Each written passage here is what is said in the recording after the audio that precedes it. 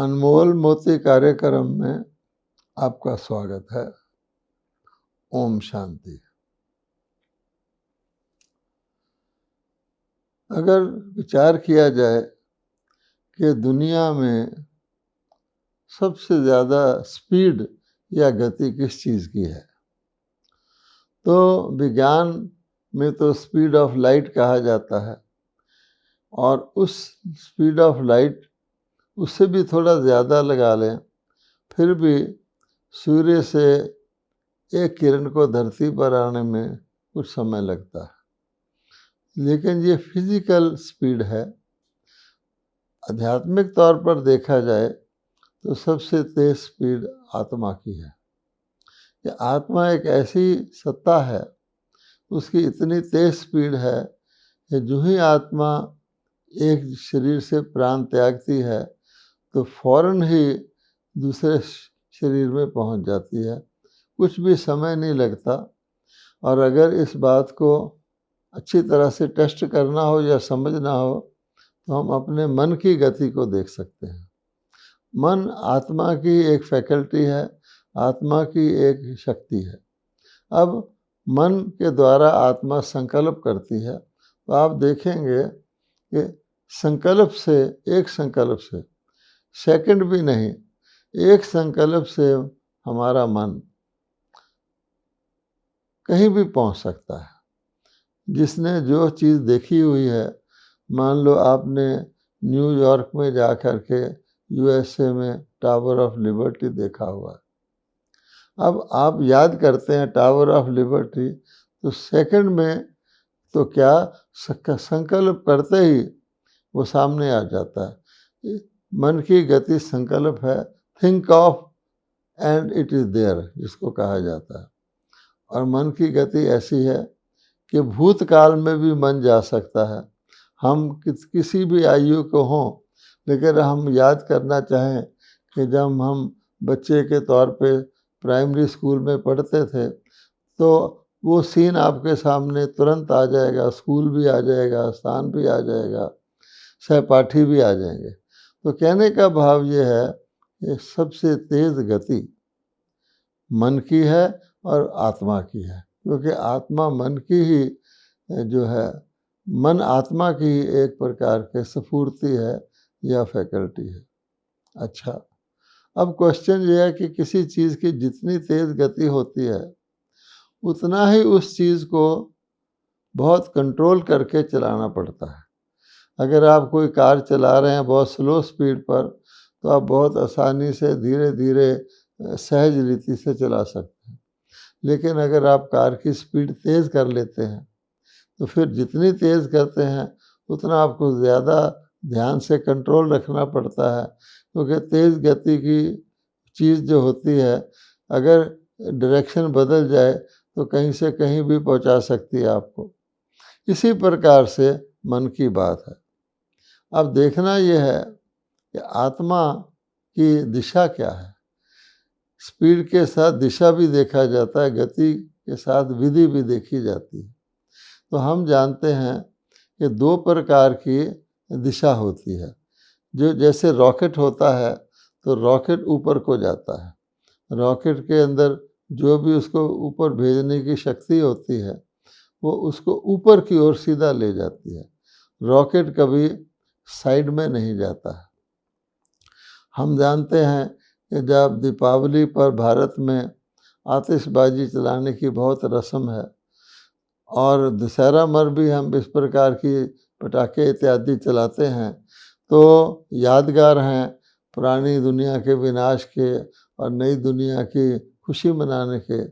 लेकिन हमने अनुभव किया है कि उसमें जो हवाई होती है ऊपर जाने वाली, जिसके नीचे बहुत बड़ा एक तिनका लगा रहता है, वो ऊपर को जाती है, और उसको लोग बोतल में रख कर के जलाते हैं, जिसका मुंह छोटा होता है, ताकि आग लगने पर वो सीधी दशा में जाए। किसी कारण से अगर वो हवाई साइड में चली जाए तो लोगों के कपड़े भी जला सकती है, नुकसान कर सकती है, उनको शरीर को भी जला सकती है, किसी अंग को। इसलिए उसके अंदर ऊपर जाने की ही गति होती है।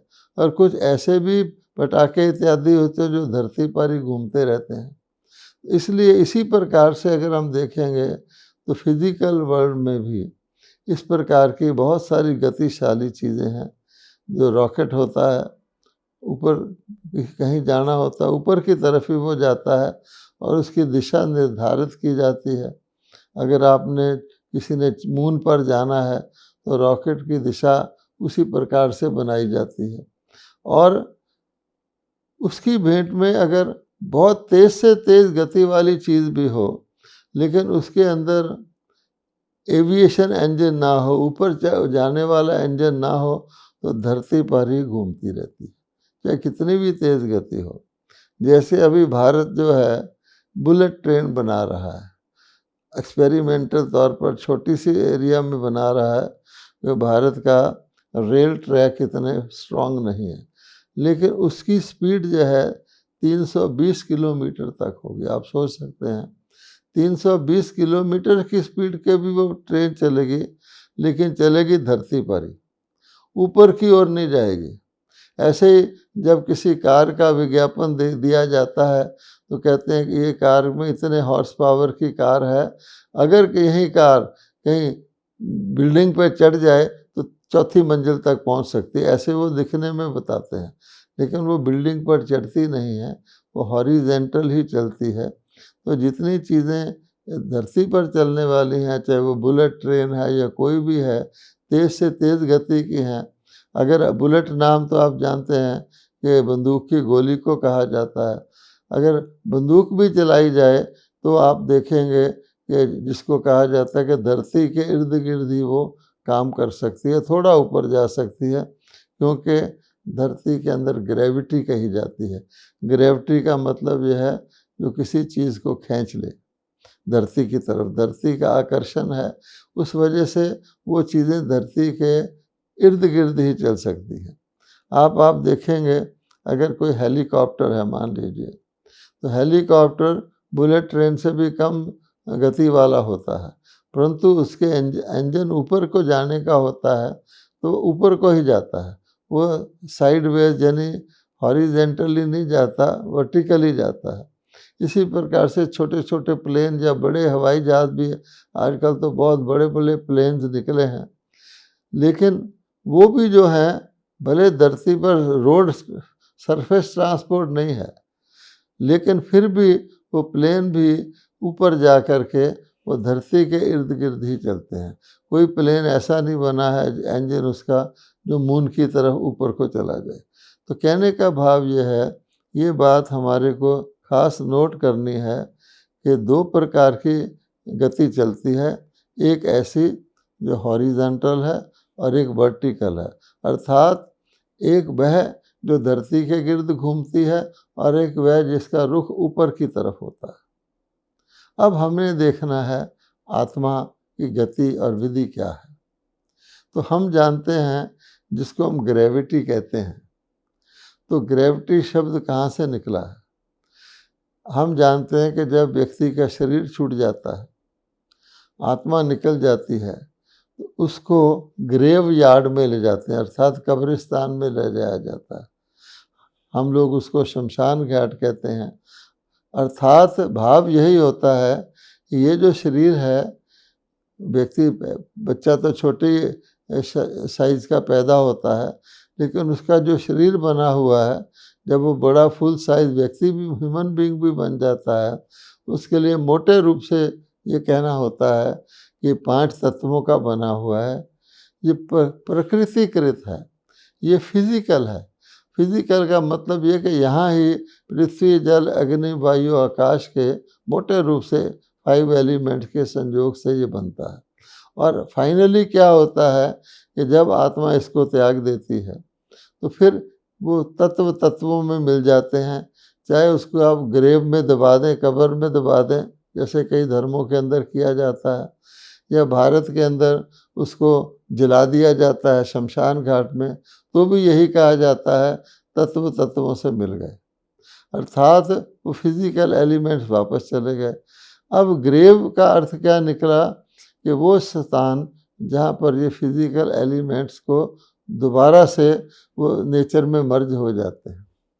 अच्छा, तो ग्रेविटी क्या निकली कि ग्रेविटी का मतलब ये वो चीज़ें जो फिज़िकल एलिमेंट्स की बनी हुई हैं, अर्थात जो मटेरियल हैं, जो हम कहेंगे पृथ्वी, जल, अग्नि, वायु, आकाश के द्वारा बनी हुई हैं, आकाश तत्व के अंदर हैं, वो सारी की सारी आप उनको कितना भी ऊपर उछालेंगे, कितनी भी शक्ति से उछालेंगे, वो वापस धरती पर आ जाएंगी।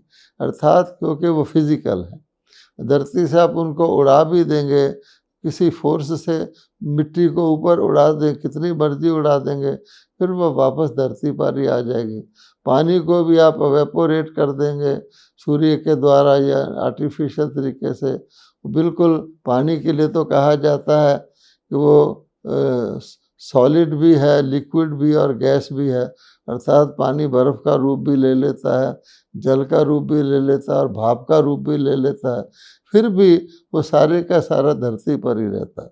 अब हम आते हैं इसका आधार पर आत्मा का क्या है। आत्मा नॉन फिजिकल, नॉन मटेरियल है। आत्मा एक जिसको चैतन्य सत्ता और शक्ति है, जो कि 5 तत्वों की बनी हुई नहीं है, और ये आत्मा हल्की होती है बिल्कुल। इसीलिए जैसे हमने अपनी बातचीत के शुरू में कहा कि आत्मा हल्की होती है, तो आत्मा की स्पीड एक संकल्प है, वो कहीं भी चली जा सकती है।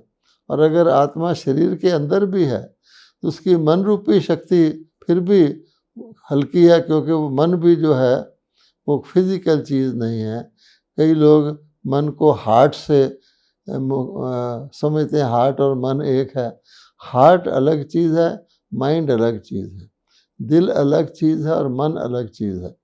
तो जो हार्ट है वो तो फिज़िकल बॉडी का हिस्सा है, हम जानते हैं कि वो खून को साफ़ करने के लिए बॉडी के अंदर होता है। आजकल हार्ट ट्रांसप्लांट भी हो जाता है।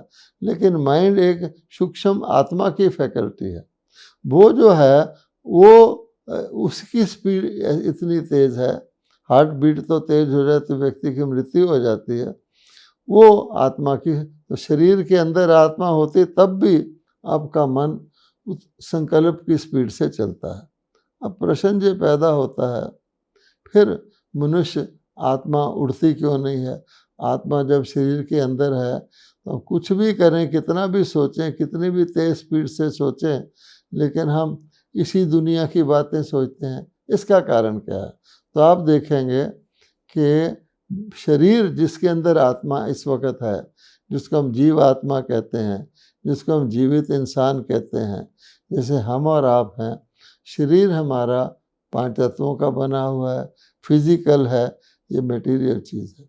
अब ये भारी है, ग्रेविटी इसको खींचती है, तो इसलिए हम धरती पर हैं। आप शरीर को कितना भी ऊपर ले जाएंगे, चांद तक भी ले जाएंगे, लेकिन हवाई जहाज़ में कितना ऊंचा हम लोग चले जाते हैं, फिर भी वो फाइनली धरती पर आ जाएगा, क्योंकि वो फिजिकल है। और अगर उसके अंदर आत्मा है तो आत्मा भी उसके साथ धरती पर आ जाएगी। इसलिए आप देखेंगे कि हल्की चीज़ ऊपर जाती है, भारी चीज़ नीचे आती है। तो हम धरती पर क्यों हैं? हम कितनी भी उड़ान भर लें तो हमारी उड़ान वर्टिकल नहीं होगी, हमारी उड़ान हॉरिजॉन्टल होगी। अर्थात हम जो कुछ भी सोचेंगे वो इस धरती के बारे में ही सोचेंगे। अब इससे परे जाने का फिर तरीका क्या है, जिसको हम कहते हैं अपनी अशरीरी स्थिति का अभ्यास करें, जिसको लोग एंजेलिक बॉडी कहते हैं, फरिश्ता रूप कहते हैं। फरिश्ता के लिए क्या कहा जाता है कि फरिश्ता हल्का होता है, फरिश्ता वह है जिसका फर्श से नहीं कोई रिश्ता, अर्थात वो मटेरियल चीज़ों का बना हुआ नहीं होता है। फरिश्ता कहीं भी जा सकता है, कभी भी जा सकता है, एक जगह वो टिकता ही नहीं, क्योंकि वो फिजिकल नहीं है। अब आप देखेंगे कोई कहेगा फरिश्ते की अनुभूति क्या है, हमने तो फरिश्ते की कभी अनुभूति नहीं की है, हम अशरीरी कैसे बने। अब उसके लिए आप देखेंगे आसान अनुभूति के लिए हम सबको सपने आते हैं, ड्रीम्स आते हैं।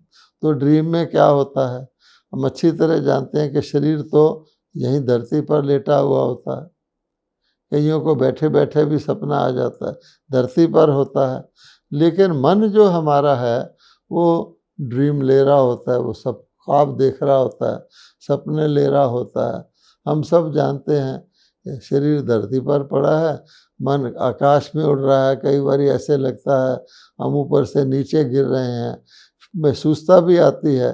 कभी कभी डर के मारे हमारी आँख खुल जाती है तो हम बड़ा खुश होते हैं कि शुक्र है ये सपना ही था, क्योंकि उस भयानक और दुखदायी स्थिति से, भयभीत करने वाली से हम वापस आ जाते हैं। लेकिन एक सपन में हम कहीं से कहीं चले जाते हैं। वो चीज़ क्या है? वो भी तो अशरीरी स्थिति है ना, कि शरीर जहाँ पड़ा है, हमारा मन अशरीरी तौर पे उड़ान भर रहा है, सपना देख रहा है। अब अगर आप इसी को लें और ये सोचें कि मैं अपने फिजिकल बॉडी में बैठा हूँ, मैं अभ्यास करूँ अपनी एंजेलिक स्टेज का, अपनी अशरीरी बॉडी का, तो फिर मैं हल्के होने की अनुभूति कर सकता हूँ। मान लीजिए इस वक्त मैं कुर्सी पर बैठा आपसे बातचीत कर रहा हूँ, मैं कॉन्शियसली ये सोचूं कि मैं ये फिजिकली यहाँ बैठा हूँ, सामने खाली कुर्सी बैठी है, मैं मेंटली वहाँ जाके अशरीरी तौर पे बैठ जाऊँ तो मैं बैठ सकता हूँ। कई बार आपने देखा होगा कि कई लोग ऐसे फ़ोटो आते हैं जिसमें वही व्यक्ति स्टेज पर भाषण भी कर रहा होता है और पब्लिक में भी बैठा होता है। तो कहने का भाव ये है, अगर हम अशरीरी बनने का अभ्यास करें तो अशरीरी अवस्था में हमें ग्रेविटी की पुल से बाहर जा सकते हैं, हम देह से बाहर जा सकते हैं।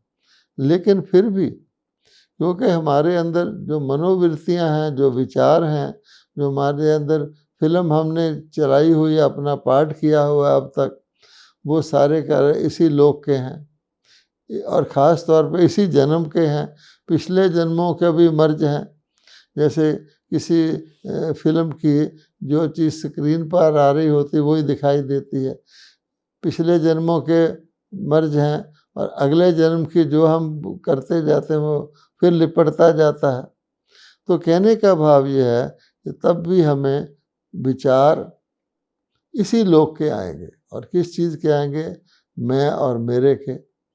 मैं यानी शरीरधारी जो भी मैं हूँ, और मेरे जो मेरे शरीरधारी संबंधी हैं, वस्तुएं हैं, व्यक्ति हैं, जिन चीज़ों को मैं पसंद करता हूँ, खुशी से मन में आएंगी। जो चीज़ें मैं डिसलाइक करता हूँ वो घृणा के रूप में, हेट के रूप में, बदले के भाव के रूप में आएंगी। तो ये जो मैं और मेरा है, यही हमको अनुभूति कराता है शरीर के द्वारा। अब क्वेश्चन ये है कि जितने हम मैं और मेरा फिजिकल रखते हैं, शारीरिक रखते हैं, तो हम शारीरिक अनुभूतियाँ ही करते हैं। भले हम अशरीरी भी बन जाएं, मन के द्वारा हमारी सारी अनुभूतियाँ इसी लोक की होती हैं, और इस लोक में हम जानते हैं कि हमारी आयु लिमिटेड है। तो इस लोक में हमें अपने जन्म से लेकर ज़्यादा से ज़्यादा मृत्यु का भी आजकल भरोसा नहीं, किस वक्त हो जाए, उतनी ही कॉन्शियसनेस रहती है, और उसी के अंदर हमारी मनोवृत्तियाँ घूमती रहती हैं। वो सारी चीज़ें शारीरिक ही होती हैं। इसलिए भगवान कहते हैं कि एक और मैं और मेरा भी है, और वो मैं और मेरा है, मैं आत्मा। मैं शरीर नहीं, मैं आत्मा, और मेरा पिता परमात्मा। अगर हम मैं आत्मा और मेरा पिता परमात्मा की कॉन्शियसनेस में रहें तो फिर हम ऊपर जाएंगे, और अगर मैं शरीर और मेरी शारीरिक चीज़ें की याद करेंगे तो धरती पर वापस आ जाएंगे। जैसे लिफ्ट होता है, लिफ्ट के अंदर एक स्विच होता है, स्विच दबाने से लिफ्ट ऊपर की तरफ भी जा सकता है, नीचे की तरफ भी आ सकता है। अब हम अगर ऊपर जाना चाहते हैं तो हम मैं आत्मा और मेरा पिता परमात्मा, ऊपर जाएगी कॉन्शियसनेस, और नीचे आना चाहते हैं मैं शरीर और मेरी फिजिकल चीज़ें। तो कहने का भाव क्या हुआ कि इसी प्रकार से इसके सब चीज़ें संबंधित हैं। जैसे आप देखेंगे प्रेम एक सब बहुत बड़ी शक्ति है।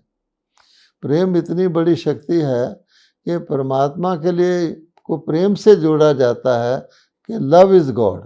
गॉड तो गॉड ही है, लेकिन लव इज़ गॉड इतना जोड़ा जाता है, और प्रेम ही जीवन का रस है। दुनिया देवी देवता कितने प्रेम प्यार से रहते थे, लेकिन वो प्रेम आत्मिक था। आत्मा आत्मा समझते थे। आत्मा प्रेम स्वरूप है, परमात्मा प्रेम के सागर हैं। लेकिन वही प्रेम जब शारीरिक बन जाता है, व्यक्तियों से वस्तुओं से हो जाता है, तो फिर वो प्रेम शारीरिक रहता है। इसलिए आजकल के लोग जब भाषा यूज़ करते हैं तो हमेशा कहेंगे फॉल इन लव, हमेशा कहेंगे फॉल इन लव, फॉल मैंने नीचे गिरना। तो क्या प्रेम हमें राइज इन लव हम क्यों नहीं कहते? देखा जाए कारण यही है कि हम आत्मिक प्रेम नहीं करते, हम व्यक्तियों से, वस्तुओं से, शरीरों से, धन से प्रेम करते हैं, तो आप ऑटोमेटिक नीचे आ जाते हैं। तो कहने का भाव ये है कि परमात्मा ने भविष्यवाणी की हुई है, क्योंकि परमात्मा जो गीता में भी कहते हैं कि कई जगह कहा गया आकाशवाणी हुई, परमात्मा ही भविष्यवाणी असली कर सकते हैं। ज्योतिषी लोग थोड़ी विद्या सीख कर थोड़ी थोड़ी भविष्यवाणी कर सकते हैं, लेकिन परमात्मा तीनों कालों को जानते हैं, तीनों लोकों को जानते हैं। वो वास्तव में बता सकते हैं कि सृष्टि की घड़ी में क्या बजा है। उदाहरण के तौर पर ये तो हम सब जानते हैं, हम कलयुग में आ गए हैं और इसको मृत्यु लोक भी कहने लग गए हैं। सतयुग को हम अमर लोक कहते थे, क्योंकि यहाँ हम बॉडी कॉन्शियस हो गए, किसी वक्त भी हमारा शरीर छूट सकता है। लेकिन कलयुग कितना बाकी है ये हम नहीं जानते, और हम सतयुग को बहुत दूर ले गए हैं, लाखों वर्ष ले गए हैं आगे। कलयुग को भी हम बहुत दूर ले गए। शास्त्र में हमने कह दिया अभी 40,000 वर्ष कलयुग ने और चलना है, जबकि आप देखेंगे दुख दुनिया में इस वक्त कितना हो चुका है, अति हो चुका है। इसलिए भगवान ने भविष्यवाणी की हुई है, वो वही आके बताते हैं। मैं खुद आता हूँ बताने के लिए, यदा यदाय धर्मस्य ग्लानिर्भवति भारत, कि जब दुनिया के अंदर दुख हो जाता है लेकिन मनुष्य ये नहीं जानते उसका कारण क्या है, तो मैं आकर के समय का ज्ञान देता हूँ। तो विनाश के समय से कुछ पहले, कलयुग के अंत से कुछ पहले भगवान आते हैं और मनुष्य आत्माओं को ज्ञान देते हैं कि अब वापस घर जाने का समय है, क्योंकि कलयुग के अंत के बाद आत्माओं को वापस जाना है। सतयुग से नया युग शुरू होना है, और नई तरीके से फिर देवताओं की आत्माएं पहले आएंगी, फिर नंबर वाइज सारी आत्माएं आएंगी। तो ये जो ज्ञान है इस समय हमको परमात्मा के द्वारा मिल रहा है। ये ऐसा नहीं कि अभी 40,000 वर्ष कलयुग को पड़े हैं, 40,000 वर्ष के बाद भगवान आएगा, नहीं। लोग तो त्राहिमाम कर रहे हैं, दुखों के पहाड़ गिर रहे हैं। हम देख रहे हैं परमाणु शस्त्रों के युद्ध की ओर धीरे धीरे हम पहुंच रहे हैं। उससे कम भी जो युद्ध हो रहे हैं, बिल्कुल तबाही हो रही है, ना केवल प्रॉपर्टी की बल्कि हर पर मनुष्य तो क्या जीव जंतु सब स्वाहा हो रहे हैं। इसलिए भगवान आके भविष्यवाणी करते हैं। एक तो ये सृष्टि का परिवर्तन अर्थात महाविनाश नज़दीक है, उसके बाद सतयुग आएगा। उससे भी ज़्यादा भगवान कहते हैं हमें अपने शरीर का तो भरोसा नहीं है, हमारा शरीर तो कभी भी छूट सकता है और अचानक छूट सकता है। इसलिए हमको वापस जाने का समय तो है, वापस जाने की ऐसी तैयारी करनी है कि हमें एवर रेडी रहना है। और उसके लिए भगवान कहते हैं हमारी मर्जी से ऐसा नहीं होता कि मैं अपनी मर्जी से शरीर छोड़ दूँ। सुइसाइड करना कोई अपनी मर्जी से शरीर छोड़ना नहीं है, उसको तो भगवान एक बहुत बड़ा पाप कहते हैं, क्योंकि हम अज्ञानवश जो शरीर हमें श्रेष्ठ कर्मों के लिए मिला उसको हम दुख के कारण त्यागते हैं। लेकिन भगवान कहते हैं शरीर में रहते हुए वापस जाने का समय नज़दीक है। यह हमारा कभी भी शरीर छूट सकता है। हमें पिछले जन्मों के, अनेक जन्मों के, द्वापर से लेकर जो हम पाप करते आए हैं, क्योंकि कहा गया है गीता में भी काम विकार रजोगुण से पैदा होता है, और काम विकार पाप का मूल कारण है। उसके साथ फिर क्रोध लोभ मोह अहंकार, उनको दगत करने के लिए भगवान कहते हैं कि आपको मेरे साथ योग लगाना है। गीता में कहा है कि पापों को तुम्हारे मेरे को प्रेम से याद करोगे, मन मना भव हो जाओगे, तो मैं तुम्हें सर्व पापों से मुक्त करूँगा।